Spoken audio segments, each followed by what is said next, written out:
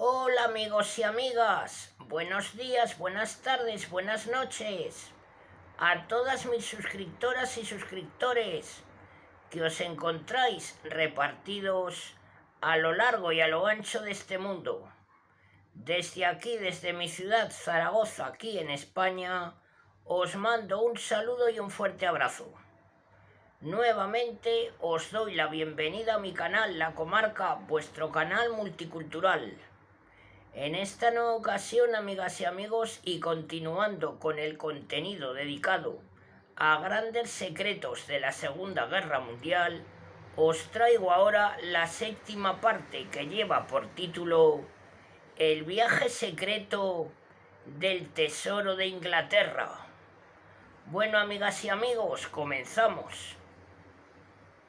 A las 5 de la tarde, el día 2 del mes de julio del año 1940, 17 días después de la caída de París bajo la embestida relámpago de los nazis, un tren especial entraba en la estación de Bonaventure, en Montreal.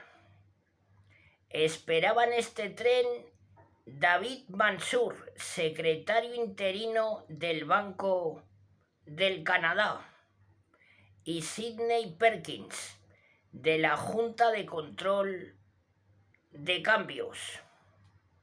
Ambos sabían que aquellos vagones llevaban un cargamento secreto, disimulado como pescado, y que la misión que se les encomendaba era importante, pero solo Mansur tenía idea cabal de que estaban a punto de meterse en la más azarosa aventura financiera jamás acometida por país alguno, en paz o en guerra. Tan pronto como el tren se detuvo, guardias armados lo rodearon y a Mansur y Perkins se les guió por entre los guardias a uno de los vagones donde se encontraron con Alexander Craig del Banco de Inglaterra y 3 de sus ayudantes. «Perdónenos que hayamos caído por aquí tan de improviso», dijo sonriendo Craig. «La cosa es que hemos traído un cargamento realmente considerable de pescado».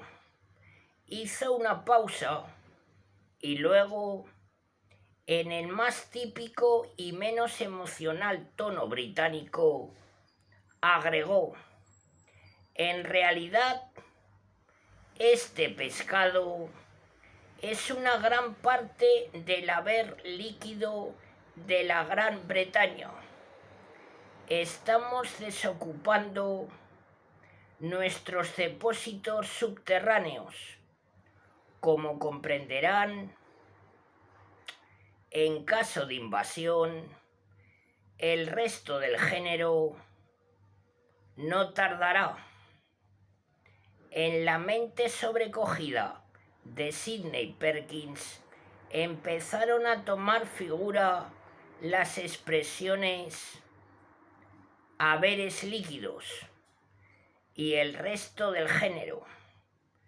La sola significación que todo ello podía tener era que el Banco del Canadá iba a hacerse cargo de casi todos los valores poseídos por Inglaterra, susceptibles de convertirse en dólares. Vaya partida de pescado. 2 semanas antes, viendo a Inglaterra a consecuencia de la derrota de Francia en peligro inminente de invasión, Winston Churchill había convocado a su gabinete a sesión secreta en la que se había decidido acudir al denonado recurso de transportar al Canadá una remesa de oro y valores negociables por la suma de más de 7.000 millones de dólares. Las remesas tendrían primero que atravesar el Atlántico septentrional, infestado de submarinos alemanes, pero una vez a salvo en el Canadá, se utilizarían para el pago de las mercancías de guerra que Inglaterra tan ansiosamente necesitaba.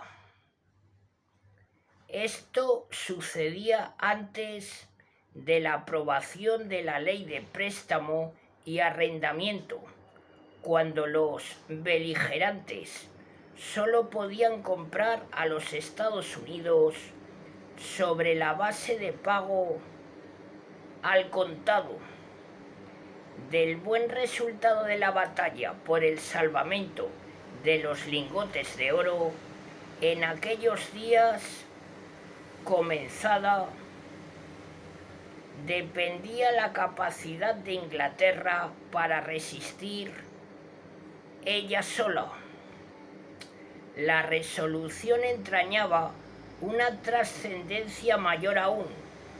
Significaba que, en caso de necesidad, el gobierno de Churchill se hallaba secretamente resuelto a mucho más que a luchar en las costas y riberas.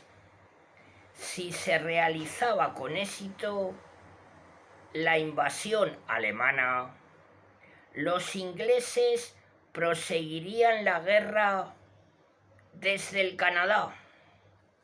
El traslado del tesoro formaba pues parte de un plan de 2 etapas en lucha furiosa por la supervivencia. Lo primero que se imponía era el secreto. Cualquier indicio de la operación que llegara a los nazis no solo pondría en peligro los cargamentos, sino que deprimiría la moral británica. El espíritu combativo del pueblo inglés continuaba siendo magnífico. La más pequeña señal de que el gobierno consideraba posible el éxito de la invasión podía socavar su voluntad de resistir. Por ello, la batalla de las barras de oro se libraba encubiertamente, apartada del conocimiento público, sin un solo comunicado oficial. Una maniobra perspicaz del comienzo de la guerra hizo posible la jugada.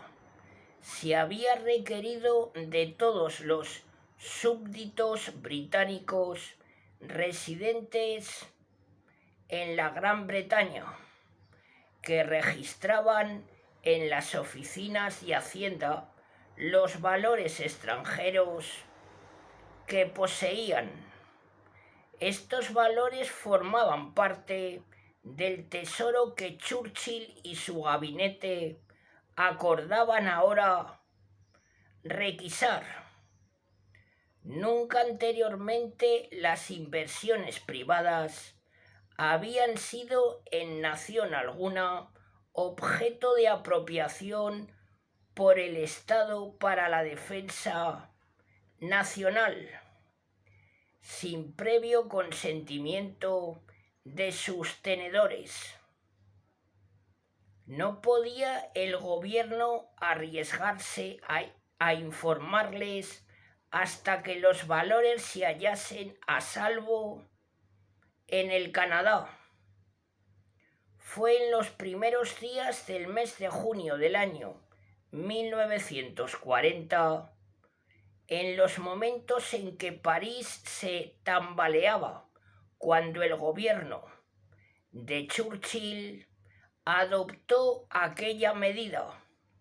En el término de 10 días, refiere un participante en la operación, todos los valores seleccionados de todos los bancos de la Gran Bretaña se sacaron de sus cajas fuertes, se colocaron en millares de cajas del tamaño de una cesta de naranjas y se remitieron a los centros regionales de recaudación. En estos títulos y demás valores negociables se hallaba condensado todo el vasto tesoro llevado a la patria por generaciones de comerciantes e inversionistas ingleses en el extranjero, junto con toneladas de oro del Imperio Británico. Esos valores se iban a transportar a través del mar. ¿Y qué mar? En aquel mes de junio los nazis habían hundido solamente en el norte del Atlántico 57 buques aliados y neutrales, por una suma total de 349.177 toneladas. Para transportar el primer cargamento secreto se designó al crucero británico Emerald, mandado por el capitán Francis Cyril Flynn. El barco zarparía de Greenock, Escocia, el día 24 del mes de junio. El 23, 4 de los mejores especialistas del Banco de Inglaterra, encabezados por Alexander Craig, tomaron el tren para Glasgow, con una maleta cada uno por único equipaje.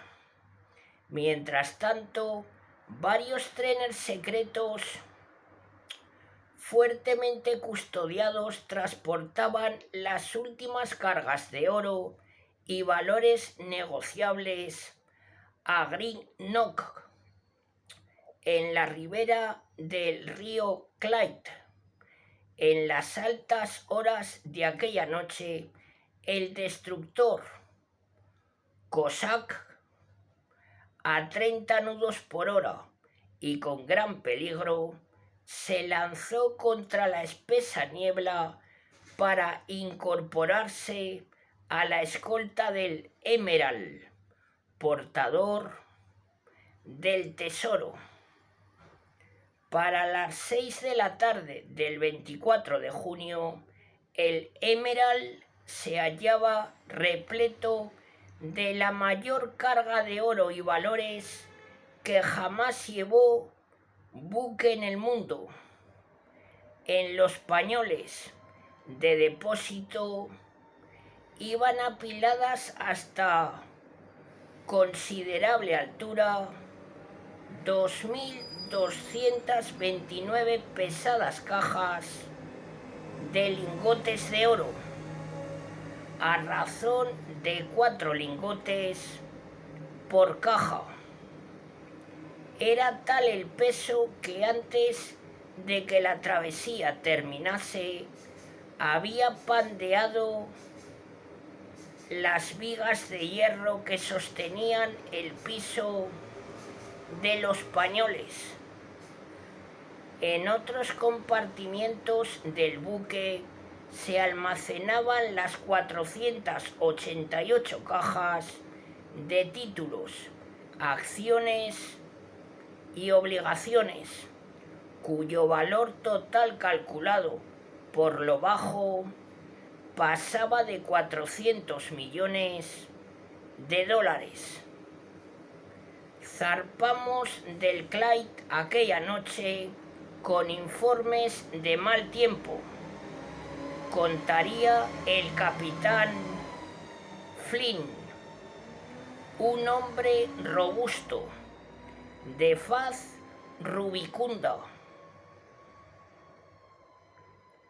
y ojos zarcos de firme mirar.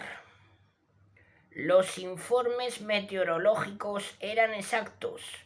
El mar empezó a zarandearnos a la mañana siguiente. Apenas doblamos la costa septentrional de Irlanda y al entrar en el Atlántico nos hallamos en medio de un mar embravecido y un pujante ventarrón. El pagador del buque, al encontrarse sobre cubierta con Craig, le dijo: «El patrón acaba de recibir un despacho del almirantazgo. Parece que nos acechan un par de submarinos alemanes». Y sin más se alejó despacio, impasible, dejando para el matemático experto del Banco de Inglaterra el cálculo de las probabilidades desventajosas de arribo al Canadá con su precioso cargamento. Los riesgos fueron haciéndose mayores a medida que el tiempo empeoraba. El ventarrón acortó la velocidad de los destructores escoltantes. Por último, el capitán Vian, que mandaba la escolta, comunicó al capitán Flynn que él mantendría el rumbo en línea recta, mientras el Emerald llevaría una marcha más rápida y segura. Pero el mar embravecido hizo disminuir a tal punto la velocidad de los destructores que el capitán Flynn decidió navegar solo. Creí más prudente que la escolta regresara, diría Flynn. Yo aumenté la velocidad de mi buque hasta los 22 nudos. Durante aquellos 3 primeros días, la marcha fue tan bronca que muchos de los tripulantes se marearon. Al cuarto día la atmósfera se despejó y poco después de las 5 de la mañana divisaron confusamente las costas de Nueva Escocia. Ya sobre un mar en calma, el Emerald cortó directamente hacia Halifax a 28 nudos. A las 7:35 de la mañana, el buque del Tesoro atracaba salvo a su muelle.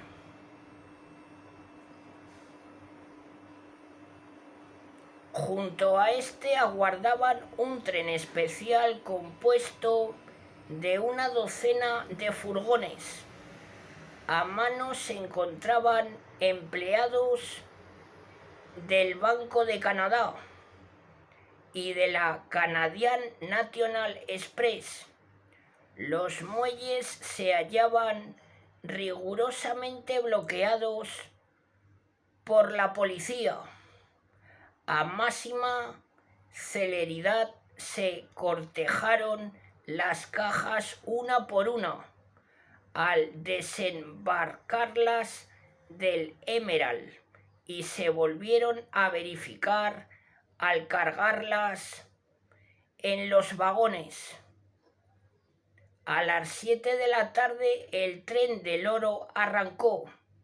En Montreal se separaron los furgones portadores de valores negociables y el cargamento de oro partió rápidamente para Ottawa.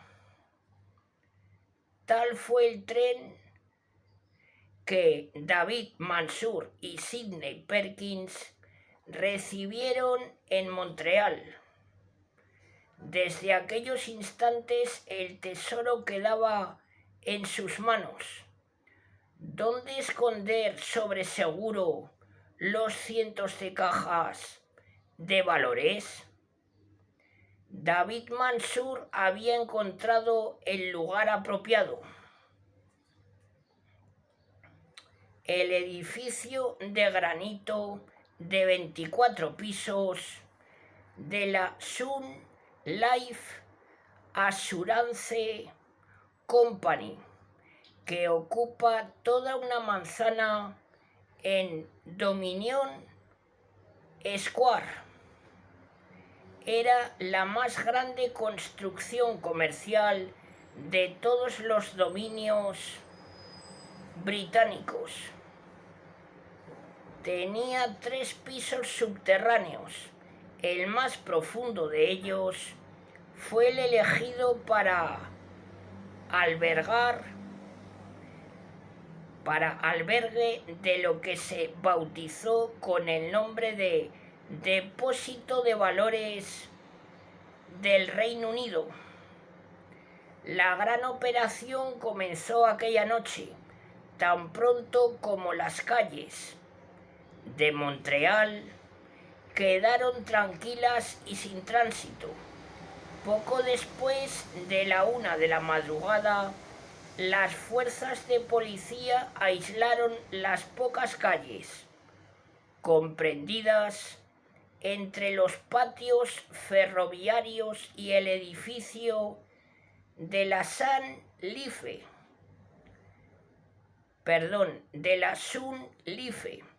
Empezaron a rodar vagones, acompañados por guardias de la Canadian National Express vestidos de civiles. Los vagones fueron y vinieron pertinazmente de la estación a la rampa trasera del edificio de la Sun Life. Una vez dentro de este, la Real Policía Montada del Canadá hizo la guardia alrededor de las cajas mientras éstas descendían al tercer sótano, puesta en su sitio la última caja y cortejada. El administrador del depósito, Craig, por el Banco de Inglaterra, entregó a Mansur un recibo para el Banco del Canadá. Sin embargo, a los pocos días, los saberes del depósito escaparon por milagro de un imprevisto accidente.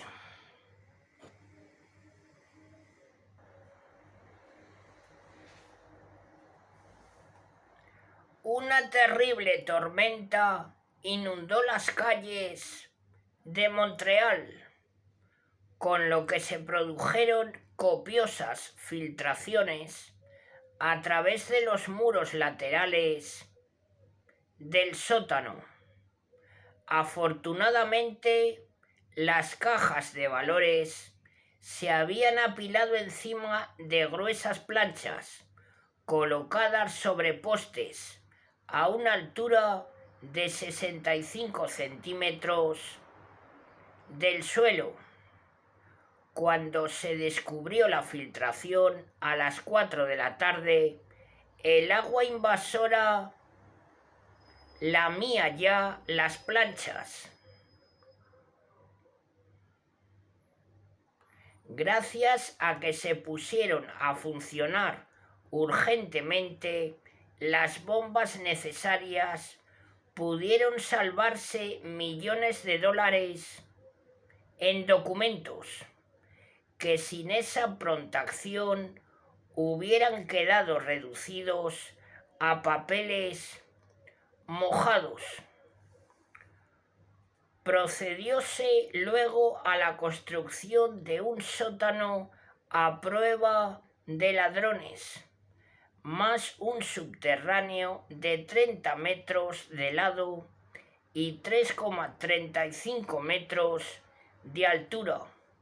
Requería considerable cantidad de acero. ¿De dónde sacarlo en tiempos de guerra?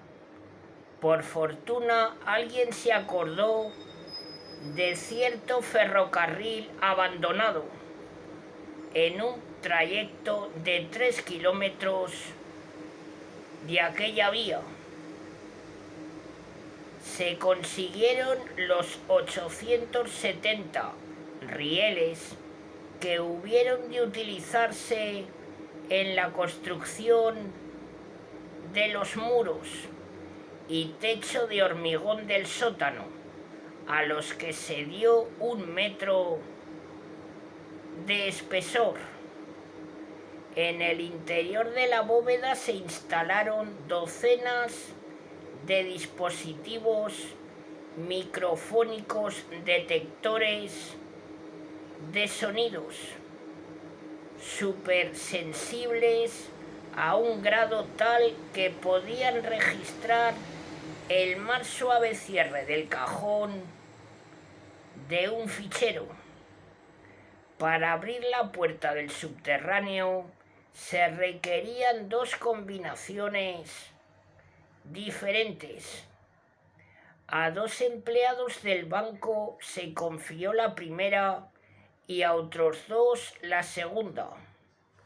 Yo no sabía absolutamente nada de la otra combinación, decía uno de los empleados. Para abrir el sótano teníamos que ir por parejas todos los días. A esta primera remesa sucedieron 3 docenas de otras semejantes en el transcurso de los 3 meses subsiguientes. Para acomodar todos los certificados fueron necesarios 900 archivadores.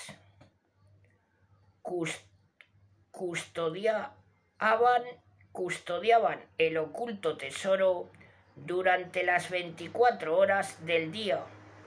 24 individuos de la policía montada que dormían y comían dentro del edificio. El épico viaje del Emerald con su carga fue solo el primer lance en la carrera histórica del oro a través del Atlántico. El día 8 del mes de julio, 5 buques zarpaban de distintos puertos ingleses, portadores de la más grande carga conjunta de tesoros, transportada por mar o tierra en toda la historia. A las 12 de aquella noche salieron de la embocadura del Clyde el acorazado Revenge y el crucero Bonaventure. Al amanecer se reunieron en el Canal del Norte frente a la costa de Escocia con 3 antiguos vapores de línea: el Monarch of Bermuda, el Sobieski y el Batory, buques de la Polonia Libre. Los 2 últimos les servían de escolta 4 destructores. Bajo el mando del almirante Sir Ernest Russell Archer, Este convoy llevaba un cargamento por valor aproximado de 773 millones de dólares de oro en barras, más 299 cajas de acciones, obligaciones, etc., por un valor total de unos 1.750 millones de dólares. Recibíamos los acostumbrados partes del almirantazgo que nos avisaban de la presencia de submarinos activos en nuestras cercanías, recordaba el almirante Archer. En las 2 semanas precedentes, los sumergibles habían destruido 28 barcos aliados por un total de 139.000 toneladas. Nosotros nos las arreglábamos para esquivarlos cuando sabíamos que andaban cerca. Marchábamos en zigzag huecos súbitos. Nos constaba que los buques nazis también estaban activos, pero no se dejaban ver. Teníamos conciencia de lo que llevábamos a bordo. Uno se encargaba de los barcos y hacía lo que podía. Después de unas 200 millas, los barcos escoltantes dejaron solos a los transportes, pero con el almirante Archer haciendo lo que podía, incomparablemente bien. El grupo de naves avanzaba o de súbito rizagüeva siempre adelante, todo lo cual no les parecía tan sencillo a los importantes pasajeros de los buques. Sir Otto Niemeyer, teniente gobernador del Banco de Inglaterra, y sus expertos de la Fiscalía, uno de ellos diría: era maravilloso cómo aquellos barcos se mantenían en su respectiva posición. Navegaban a gran velocidad y, sin embargo, cada uno guardaba el orden que se le había señalado, a varios centenares de metros de los demás.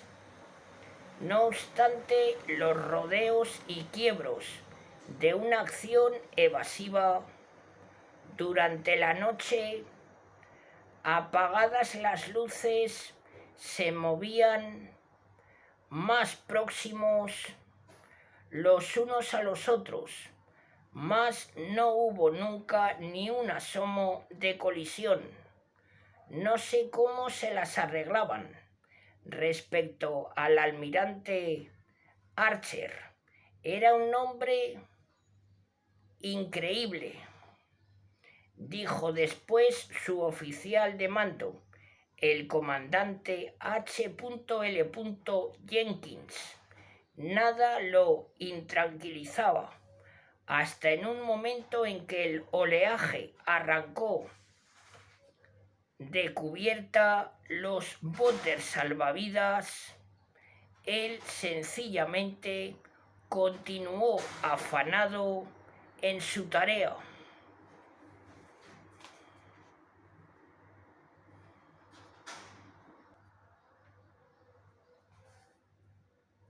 Salvados ya 3/4 de la travesía, el Bathory se rezagó por avería de una máquina.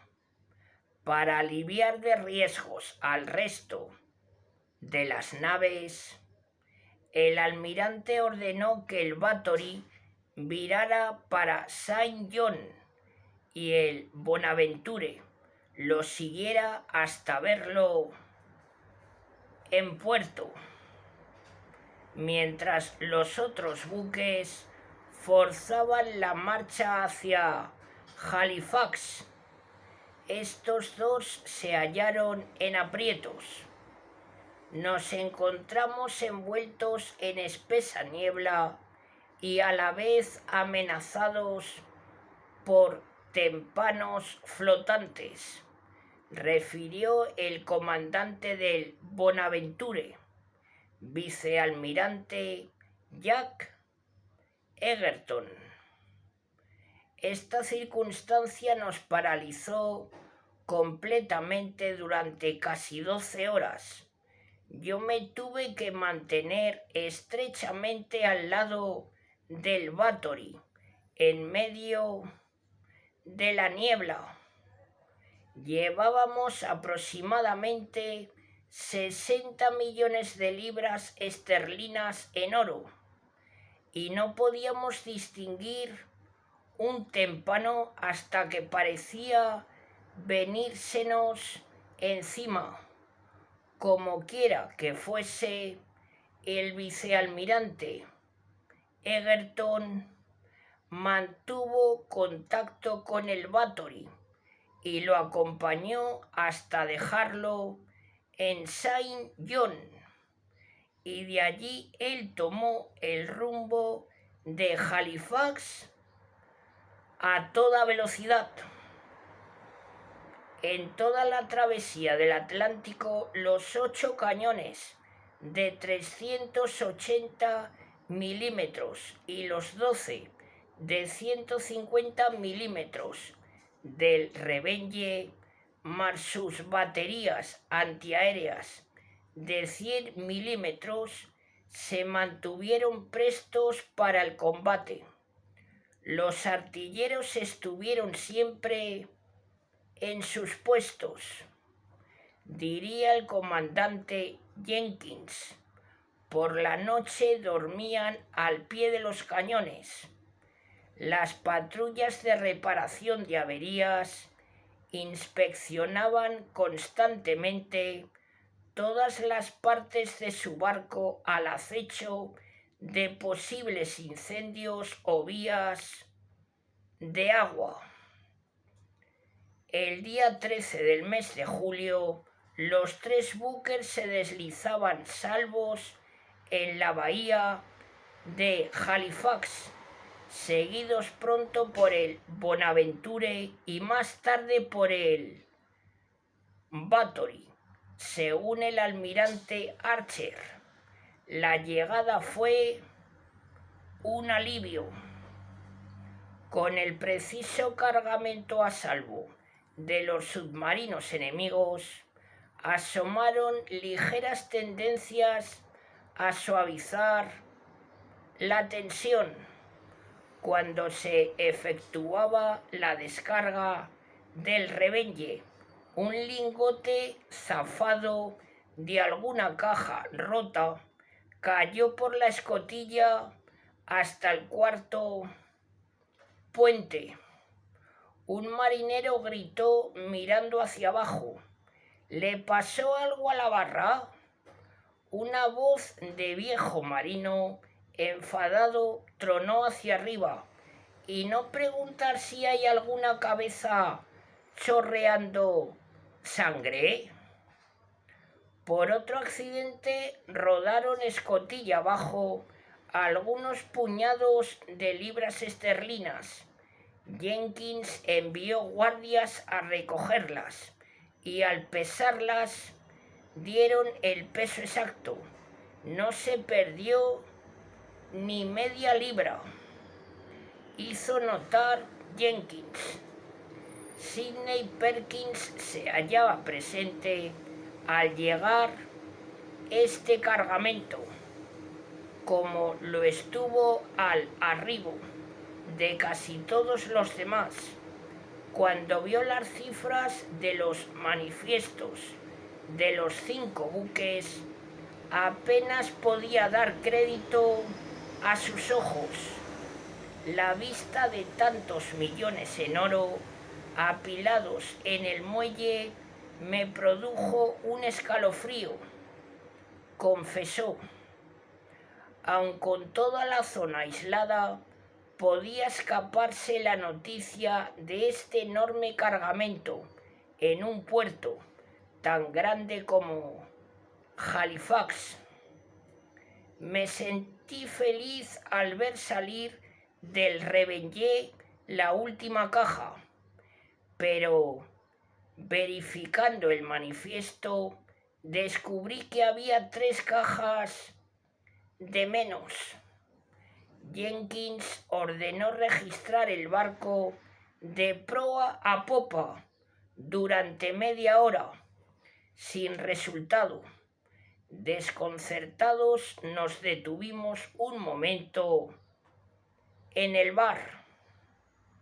¿No tiene usted una lista que indique dónde se puso cada caja?, le pregunté a Jenkins inocentemente. Estábamos un poco apresurados al cargar en el río Clyde, repuso Jenkins tras una pausa. En cualquier momento un avión alemán nos podía dejar caer algún regalo de despedida. El camarero que nos estaba sirviendo el whisky comprendió súbitamente de qué se trataba. Quizá yo tenga lo que busca mi comandante, dijo. Hay aquí algo con que vengo tropezando desde que salimos del Clyde. En efecto, las 3 cajas de valores líquidos se habían colocado, qué mejor sitio, debajo de varias cajas de whisky. 5 trenes especiales se necesitaron para transportar los lingotes de oro del convoy desde Halifax a Ottawa. El oro resultaba tan pesado que solo de 150 a 200 cajas se podían cargar sobre el piso de cada furgón. Cada tren se componía de 10 a 14 vagones de carga. Hubo que añadir un coche comedor y 2 coches cama para unos 50 guardias ferroviarios y de la Canadian National Express, acompañantes de dicho cargamento. Cada furgón estaba custodiado por una pareja de guardias, relevada cada 4 horas. Todos estos cargamentos de oro viajaban sin seguro. ¿Quién podría o querría responder de la suerte de unos embarques con valor de cientos de millones de libras esterlinas en barras de oro? Y menos en tiempo de guerra. Pero el convoy del Revenge estableció un máximo en los costos de otro género. La cuenta de transporte del oro presentada por la Canadian National Express fue la más alta registrada en toda su historia, algo más de $1 millón.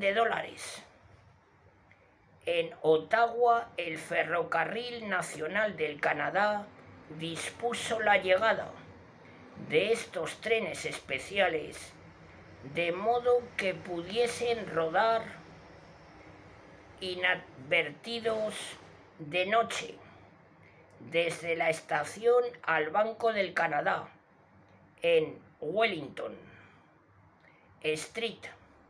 Durante 3 días el alud de oro del convoy del Revenge se vertió en el subterráneo de 30 metros por 18 del banco.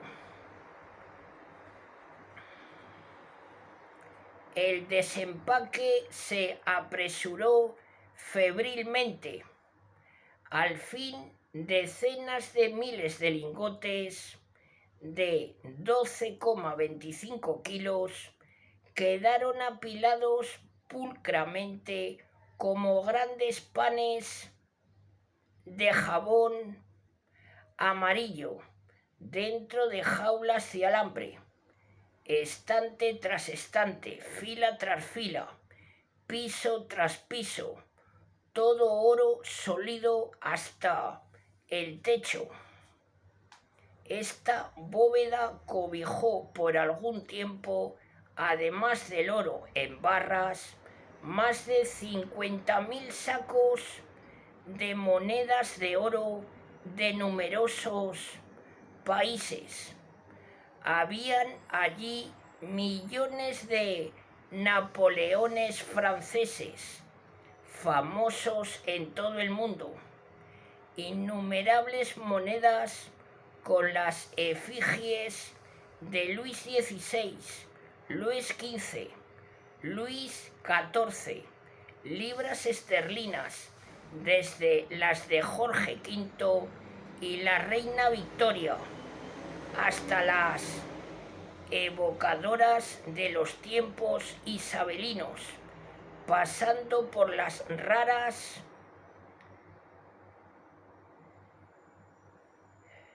espadeguineas de Jorge III, considerables cantidades de monedas holandesas, antiguas y modernas, gran número de taleros de María Teresa de Austria, millares de áureas, piezas de los países escandinavos y de otras naciones europeas.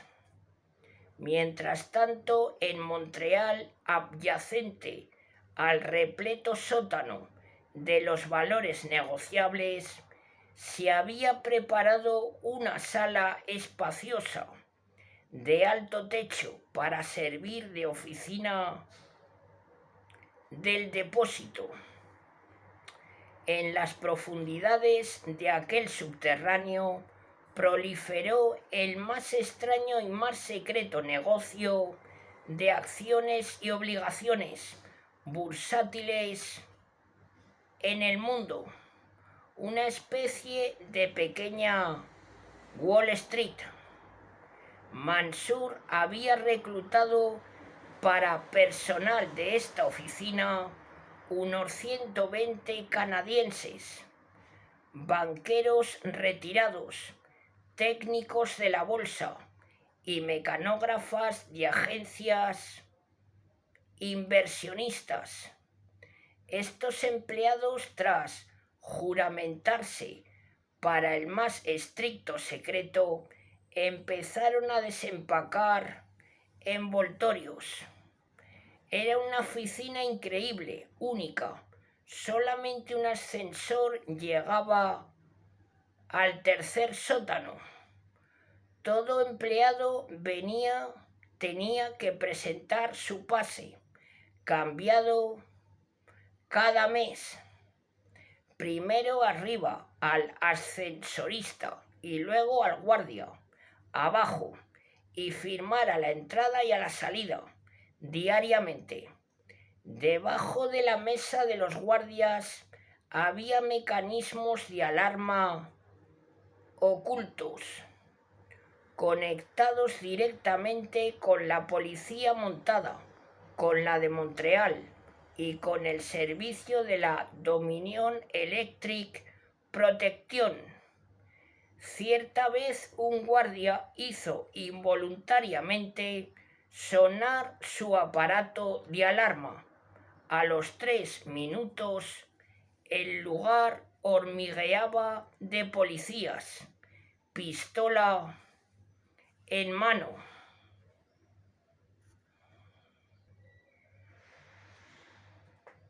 Durante todo el verano, y debido a que con la llegada de sucesivas remesas el total de cajas de valores subió hasta cerca de 2000, el personal de Craig permaneció trabajando 6 días por semana durante 10 horas diarias. El depósito era una gigantesca mezcolanza de miles de millones de valores procedentes de distintas personas. Todos habían de ser desempaquetados, verificados y clasificados. Al final se identificaron unos 2000 diferentes valores, títulos que incluían casi todos los valores más lucrativos del mercado. Al paquete correspondiente a cada poseedor se ató aparte. Hubo que gastar más de 100 kilómetros de cuerda y su contenido se verificó 2 veces para corregir discrepancias en las listas cotejadas y vueltas a cotejar. Más de 6.000 notas indagatorias se despacharon a Londres. Todo el negocio revestía carácter de urgente, porque ninguno de estos valores se podía vender sin que las listas, el monto y la propiedad se hubiesen verificado. No parecía, decía un miembro del personal, sino que cada papel que pudiera acarrear $1 tenía que venderse. Para principios del otoño, las operaciones de venta comenzaron. Craig tenía un equipo completo de secretarias que no hacían más que cortar cupones. Contaba un canadiense: yo no había visto tantos cupones en toda mi vida. Muchos de los propietarios no habían tocado sus bonos desde hacía largo tiempo. En sus memorias de la guerra, Sir Winston Churchill dice lacónicamente: para noviembre de 1940 habíamos vendido 335 millones de dólares en acciones de origen estadounidense requisadas a ciudadanos británicos. Después de haber vendido aquellos valores, se pagó a sus antiguos propietarios con arreglo a los precios del mercado, mas se les obligó a la aceptación del pago, no en dólares, sino en libras esterlinas. Por ese procedimiento, Inglaterra obtuvo importantes cantidades de dólares para sus compras de material de guerra. Extraordinario fue que la operación clandestina se pudiera ocultar plenamente. Fue un secreto tan bien guardado como el del proyecto estadounidense de la bomba atómica. Un día en que las noticias de la guerra eran malas, cierta camarera de la Sun Life observó contrariada a Perkins: si los nazis toman Southampton, desearía que no pudieran robarme mis 2 acciones de Canadian Pacific. Perkins reprimió un gesto delator.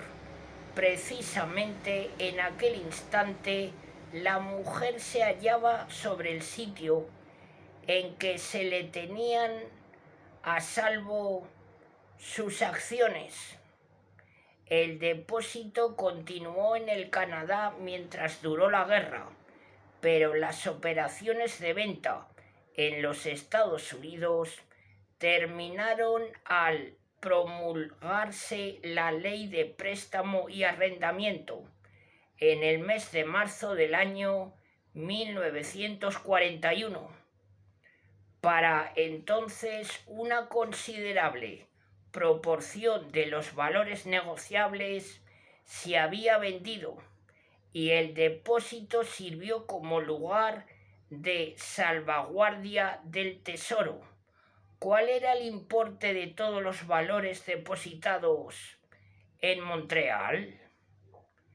3 autoridades de alta posición estrechamente ligadas al asunto en cálculos hechos separadamente han coincidido en que el valor total del depósito debió ascender aproximadamente a 5.000 millones de dólares. El oro, así como los valores, siguieron llegando al Canadá.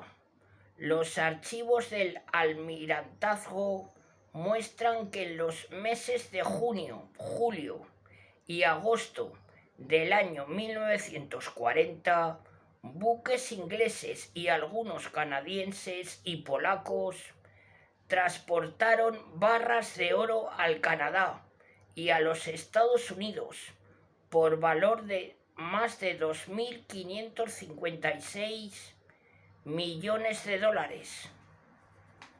El más prodigioso de todos los detalles fue que en aquellos 3 meses 134 buques aliados y neutrales resultaron hundidos en el norte del Atlántico, pero no se echó a pique ni una sola de las naves portadoras del oro.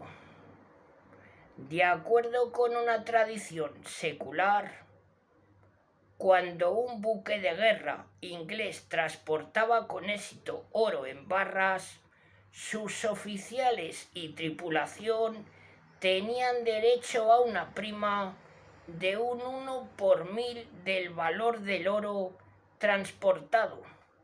Desgraciadamente, para los ganadores de la batalla por el oro en barras, aquella antigua norma se había rescindido antes de la Segunda Guerra Mundial.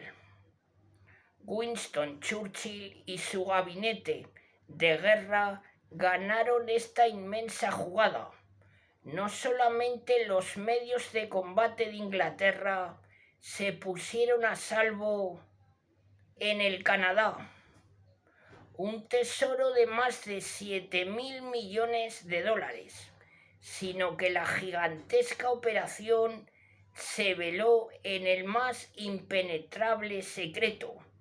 En un tiempo u otro, más de 600 personas participaron en los servicios clandestinos del depósito de Montreal. Las remesas del oro exigían la asistencia de millares de individuos del personal marinero y centenares de trabajadores de los muelles en ambas orillas del Atlántico. ¿Acaso nunca hasta entonces habían guardado tantas personas tan maravillosamente bien un secreto tan grande? Bueno, amigas y amigos, hasta aquí este 7º vídeo de secretos de la Segunda Guerra Mundial. Si os agrada mi trabajo, lo apoyáis con vuestros likes para que YouTube pueda difundir este vídeo entre más personas. Os mando un saludo a todas y a todos.